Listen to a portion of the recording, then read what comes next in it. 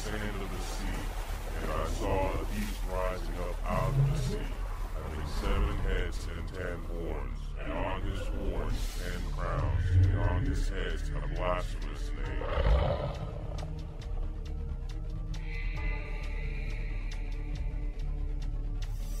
Welcome to the Revelation 13 podcast.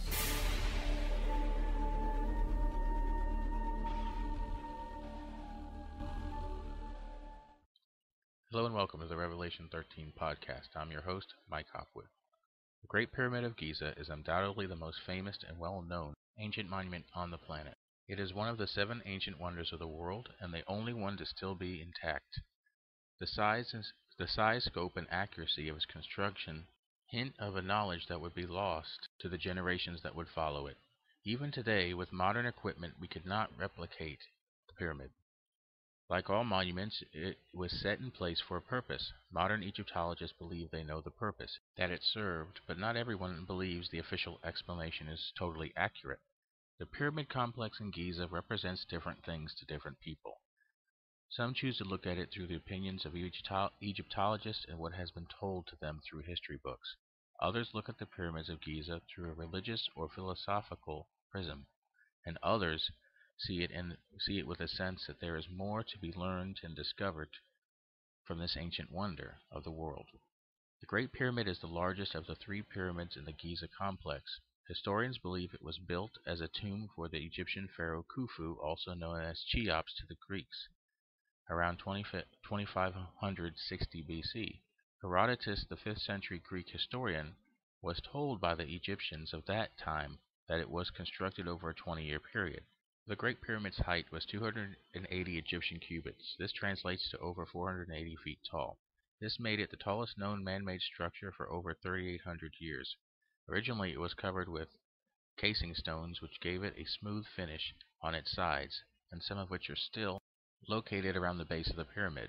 The original capstone that would have been on top of the pyramid is missing. There are 3 known chambers located in it. A lower chamber that's carved into the bedrock underneath the pyramid. This chamber appears to be unfinished. The Queen's Chamber set in the lower middle part of the pyramid, and the King's Chamber set up higher in the structure. The pyramid is made up of an estimated 2.3 million limestone blocks, with some of the largest weighing 20 to 80 tons. The pyramid is aligned to the 4 cardinal points of the compass: north, south, east, and west, with north pointing to true north and not magnetic north. The casing stones were thought to have been dislodged by an earthquake in 1300 AD, and many of the stones were removed by an Arab sultan to use in the construction of mosques and fortresses in Cairo. The blocks in the pyramid are fitted together with such a high level of precision you can't fit a razor blade between them. This is the trait of many ancient megalithic monuments, as well as astronomical alignments, which the pyramids also have.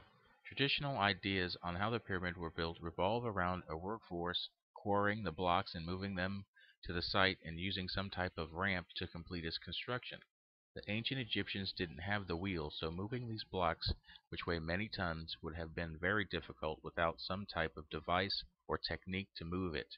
Historians have suggested they rolled the blocks on logs or put water on the ramp to allow the blocks to be moved with greater ease. These theories are not quite adequate in explaining how they could have moved the 2.3 million blocks into place. The Egyptians would have had to cut down a giant forest to have enough logs to roll the blocks on, and Egypt isn't known for having many forests and trees, and you can't roll logs on uneven ground. Throwing some water on the ground and having a bunch of men push or pull the blocks into place seems to be too labor intensive to be done 2.3 million times.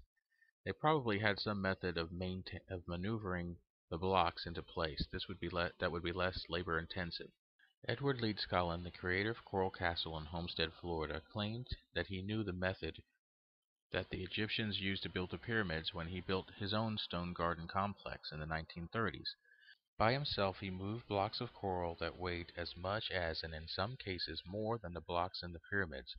Ed used some type of lost knowledge or technique that allowed him to move tons of stone with little effort. Likely the ancients who built the Great Pyramid had a similar technique. There is a theory that parts of the pyramid may be a type of limestone concrete, which, if is true, would have greatly reduced the lifting and moving issue in building the pyramid and explain the precise measurements of its construction. Zawi Hawass, the head of Egyptian antiquities, claims to have found the cemeteries and village of the pyramid workers who built the Great Pyramid. These sites were found in 1990. The Greek historian Herodotus had reported that 100,000 slaves built the pyramid, and they labored constantly and were relieved every 3 months by a fresh gang of workers, and that the project was completed in 20 years. Evidence from the cemetery and village of the pyramid workforce tells a different story. The probable workforce of the pyramid consisted of no more than 25,000 individuals, most in support roles, and only about 4,000 primary workers, who were quarry workers, haulers, and masons. Archaeologists believe they had pieced together how the pyramid villagers functioned. They were a permanent There was a permanent workforce of 5,000 salaried workers who lived with their families in the pyramid village. As many as 20,000 temporary workers would arrive and work for 3 to 4 months. They would reside in a camp alongside the pyramid village. The main part of the pyramid village now lies under the modern town of Nazlet es Shaman, making it inaccessible. The cemetery for the village consists of various tombs which have miniature pyramids, step pyramids, and dome tombs. Some of these tombs utilize surplus stone material from the building sites of the pyramid. The sloping cemetery has some limestone tombs at the higher end, and these are thought to belong to the administrators of the pyramid project. Tombs from the cemetery were left more or less intact. Grave robbers looking for gold would not bother wasting their time on common tombs that would have contained little or no valuables inside. Many skeletons are still intact and can give archaeologists information about the lives of the 600 plus of the lives of the 600 plus bodies they've exhumed so far. About half are female. Children and babies make up another 23%. This is evidence of workers' families living at the pyramid village with them. Workers who died on site were buried with their tools. The pyramid village had an industrial complex to the south, and remains of a fish processing area as well as a copper processing plant and two bakeries. The bakeries contained bread molds that could have produced hundreds of bell-shaped loaves of bread. The ancient Egyptians would have paid the workers in loaves of bread and beer. Bones of animals in the village were found to be from ducks, sheep, pigs, and cattle. Beef would have been a luxury item and could not have been raised in the area. The cattle would have been shipped to the site from the fertile delta region of Egypt. A comparison of the DNA from the workers' graves and that of modern Egyptians seem to indicate that the workforce came from every area of Egypt and that the builders were not foreigners. The finding of the pyramid village and workforce cemetery greatly excited Egyptologists, and it gave them some evidence to prop up their theories of who constructed the Great Pyramid and when it was done.